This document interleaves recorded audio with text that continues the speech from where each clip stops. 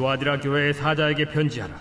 그 눈이 불꽃 같고 그 발이 빛난 주석과 같은 하나님의 아들이 이르시되, 내가 네 사업과 사랑과 믿음과 섬김과 인내를 아노니 네 나중 행위가 처음 것보다 많도다. 그러나 네게 책망할 일이 있노라. 자칭 선지자라 하는 여자 이세벨을 네가 용납함이니 그가 내 종들을 가르쳐 꾀어 행음하게 하고 우상의 제물을 먹게 하는도다.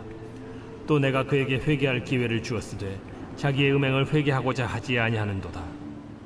볼지어다 내가 그를 침상에 던질 터이요 또 그와 더불어 간음하는 자들도 만일 그의 행위를 회개하지 아니하면 큰 환난 가운데에 던지고, 또 내가 사망으로 그의 자녀를 죽이리니 모든 교회가 나는 사람의 뜻과 마음을 살피는 자인 줄 알지라. 내가 너희 각 사람의 행위대로 갚아주리라.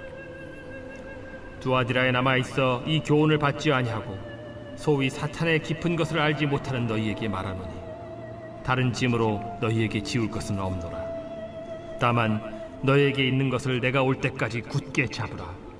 이기는 자와 끝까지 내 일을 지키는 그에게 만국을 다스리는 권세를 주리니 그가 철장을 가지고 그들을 다스려 질그릇 깨트리는 것과 같이 하리라.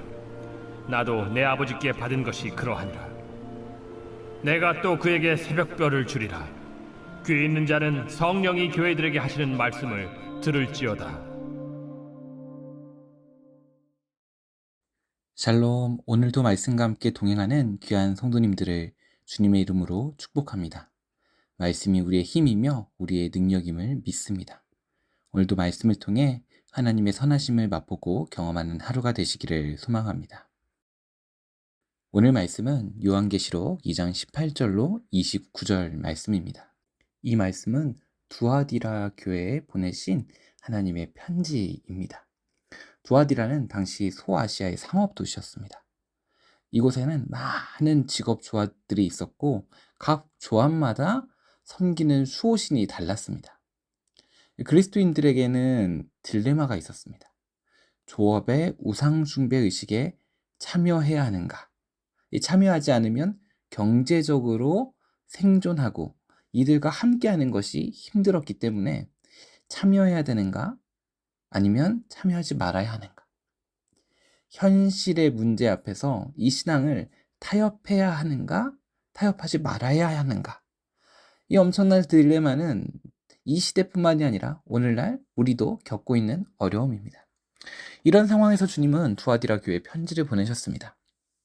이 편지의 핵심은 순수한 신앙, 그 가운데 계속해서 들어오는 세상의 유혹, 시험, 그로 인해 타협을 할 것인가입니다.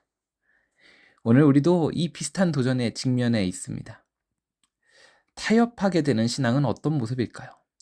20절 말씀을 한번 읽어보겠습니다. 그러나 내게 책망할 일이 있노라. 자칭 선지자라는 여자 이세벨을 내가 용납함이니 그가 내 종들을 가르쳐 깨어 행음하게 하고 우상의 제물을 먹게 하는도다. 이 20절의 말씀에 보면 자칭 선지자라 하는 여자가 나옵니다.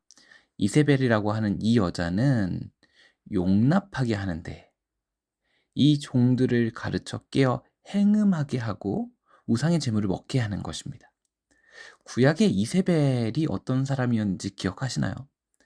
바알의 우상 숭배를 이스라엘에 퍼뜨린 악한 왕후였습니다. 여기서 이세벨은 실제 인물일 수도 있고 상징적인 표현일 수도 있지만 중요한 것은 그가 무엇을 대표하냐라는 것입니다. 바로 용납함. 더 쉬운 표현으로 하면 현실과의 타협을 대표하고 있습니다. 이 이세벨의 가르침이 왜 문제일까요? 겉보기에 매우 매력적이기 때문입니다. 신앙을 현실에 맞추자. 너무 극단적이지 말자. 이 시대에 맞는 신앙생활을 하자. 이것이 오늘날 우리가 열린 신앙, 포용적 신앙이라고 합니다. 나중에 어떻게 될까요? 우리 천주교와 불교가 종교 대통합을 이룬 것처럼 용납과 이 시대의 현실에 맞추다 보니 하나님의 뜻과는 멀어지는 일들이 생겼습니다. 이 타협의 결과가 21절로 23절에 나옵니다. 또 내가 그에게 회개할 기회를 주었을 때 자기의 음행을 회개하고자 하지 아니하는도다. 볼지어다 내가 그를 침상에 던질 터이요 또 그와 더불어 가문한 자들도 만일 그의 행위를 회개하지 아니하면 큰 환난 가운데 던지고 또 내가 사망으로 그의 자녀를 죽이리니 모든 교회가 나는 사람의 뜻과 마음을 살피는 자인 줄 알지라. 내가 너희 각 사람의 행위대로 갚아주리라. 여기서 우리가 중점적으로 봐야 할 것은 하나님이 인내하고 계시다라는 것입니다. 인내하시며 이세벨에게 회개할 기회를 주셨다라고 말씀하십니다. 하지만 이세벨과 그의 추종자들은 어떠했나요? 완고했습니다. 회개를 거부했습니다. 이것이 바로 타협하는 신앙의 특징입니다. 이미 내 방식이, 내 생각이 옳다고 생각하기 때문에 하나님의 그 말씀보다도 내가 옳다라고 생각하게 됩니다. 그 결과는 어떨까요? 환난과 사망이 그들을 기다리고 있습니다. 단순히 미래의 심판이 아니라 타협된 신앙은 지금 당장 우리의 영적인 죽음을 가져옵니다. 순수한 신앙은 어떤 모습일까요? 24절로 25절 말씀 함께 살펴보겠습니다. 두아디라에 남아있어 이 교훈을 받지 아니하고 소위 사탄의 깊은 것을 알지 못하는 너희에게 말하노니 다른 짐으로 너희에게 지울 것은 없노라. 다만 너희에게 있는 것을 내가 올 때까지 굳게 잡으라. 감사하게도 이 두아디라 교회에 어떤 성도들은 전혀 세상과 타협하지 않는 성도들이었습니다. 이들의 특징은 무엇일까요? 첫 번째는 거짓 교훈을 받지 않았다라는 것입니다. 이들에겐 분별력이 있어서 옳지 않은 것을 받아들이지 않는 힘이 있었습니다. 예전에는 회사에서 술자리에 가면 크리스찬들이 이 술을 마시냐 안 마시냐가 큰 화두였죠. 술을 마시지 않으면 믿음을 지키는 것이고 술을 마시면 믿음을 지키지 못한 것이고 또 주일에 할 일들이 생겼을 때 어떻게 또 회사에 저는 예배를 드리러 가야 해서 오늘은 일을 할 수가 없습니다 라고 말하겠습니까? 그 세상의 문화, 세상의 분위기, 세상의 관습 그런 것들에서 우리 신앙을 지켜내는 것은 참 쉬운 일이 아닙니다. 하지만 괜찮아, 어쩔 수 없지, 이게 최선이야 라고 말하는 그 거짓 교훈들을 받지 않는 것은 매우 중요합니다. 두 번째는 사탄의 깊은 것을 알지 못했습니다. 더 쉽게 이야기하면 순수함을 지켰다라는 의미입니다. 더러운 것들과 나쁜 것들에 가까이 하지 않았기 때문에 그 깊은 것들까지 알 수 없었다라는 것입니다. 그래서 25절엔 이렇게 말합니다. 다만 너희에게 있는 것을 내가 올 때까지 굳게 잡으라. 지금 잘하고 있는 것을 굳게 잡으며 흔들리지 말라라고 말하고 있는 것입니다. 세상의 유혹 시험이 쉼 없이 우리에게 다가옵니다. 여러 가지 어려움으로 다가올 때도 있고 매력적인 유혹으로 다가올 때도 있습니다. 하지만 오늘 말씀을 우리 마음에 심으며 우리가 기억해야 할 것은 세상의 유혹 시험이 나에게 다가올 때에 우리는 분별하여 순수함을 지키고 지킨 것을 굳게 붙잡아야 한다라는 것입니다. 26절은 이렇게 말합니다. 이기는 자와 끝까지 내 일을 지키는 그에게 만국을 다스리는 권세를 주리니. 단순히 힘들더라도 버텨가 아니라 우리에게 소망이 있습니다. 무엇입니까? 만국을 다스리는 권세를 주신다는 것입니다. 이기는 자와 끝까지 내 일을 지키는 그에게, 끝까지라는 단어. 언젠가 우리도 바뀔 수 있습니다. 순수하게 하나님을 사랑했던 마음이 어느 때 나도 모르게 어쩔 수 없지라고 말하기도 하고 어떤 때 보면 습관적인 종교 생활을 하고 있기도 합니다. 이 정도면 괜찮지, 이 정도면 남들보다 낫지라는 마음이 있을 수도 있지만 하나님께서 원하시는 건 끝까지 하나님의 일을 지키는 것입니다. 끝까지가 언제일까요? 예수 그리스도가 다시 오시는 그날까지입니다. 우리의 신앙은 단거리 경주가 아닙니다. 마라톤입니다.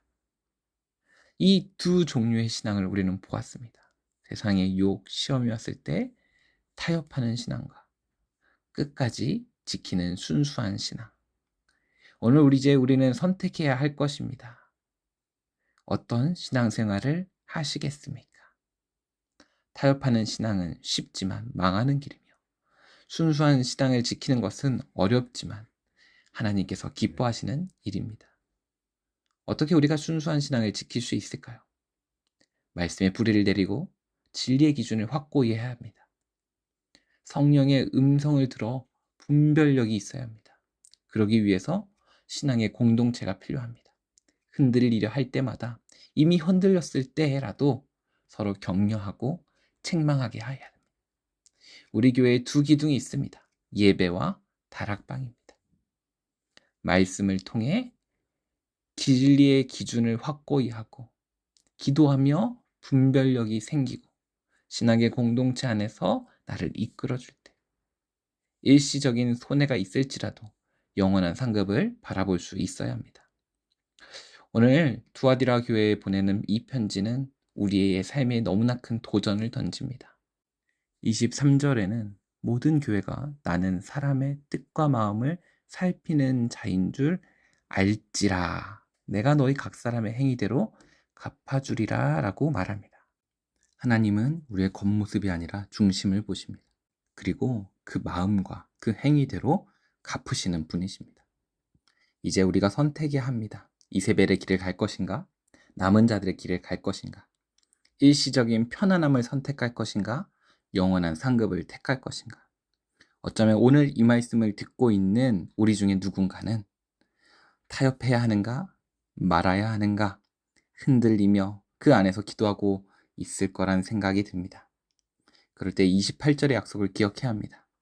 내가 또 그에게 새벽별을 주리라. 우리 교회에 가장 많이 하는 말이 무엇일까요?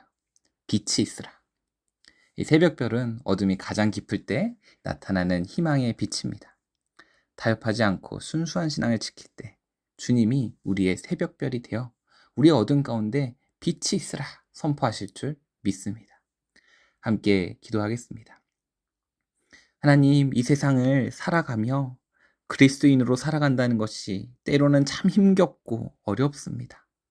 세상의 방법으로 하면 참 쉬운데 우리는 때론 너무나 어렵고 또 세상 사람들이 볼 때의 어리석은 길을 가는 것 같기도 합니다.